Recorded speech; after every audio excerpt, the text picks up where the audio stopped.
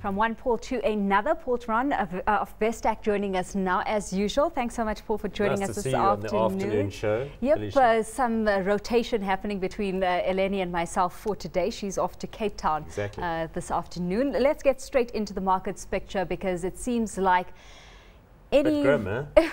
grim all round, no matter which way you look at it, except of course if you're looking at that gold price and gold miners. Which I'm not, as you know. I'm with the rest of the industry on this one, that gold is a negative carry.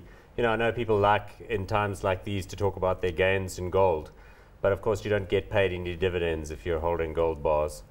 But I mean, you know, the market today was a little deceptive because of course it was big off last night in New York, and then we came in, we opened way down, and then the futures started trending higher. Things looked quite good internationally. We went back into the green, but at about 3 o'clock things just really started deteriorating badly. But you know, I think the best way to understand it is there's been a bit of a death in the family.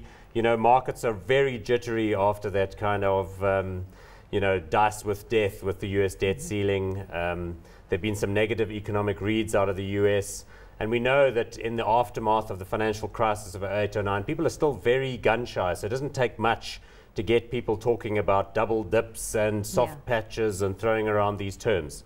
And in that kind of environment, equities have had a good 2 or 3 years on the rebound, and people start to get defensive. So I don't get too excited about days like these, to be honest. Of course, we've got all those macro factors to consider, and you know, with that as well, some company earnings filtering through, company forecasts as well, and Societe Generale very disappointing today, where the bank warned that it may miss its 2012 you know, profit goals. But I saw that guy who is the young, kind of brilliantly outspoken, I forget what his surname is, new CEO of SocGen. He's fabulous in English. I'm sure he's even more expressive in French.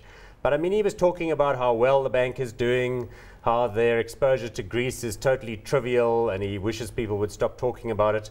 So I didn't even look at the numbers, but the tone of his interpretation to me looked extremely positive. Yeah. But then again, you know me, I'm always inclined to focus on the you know, upside.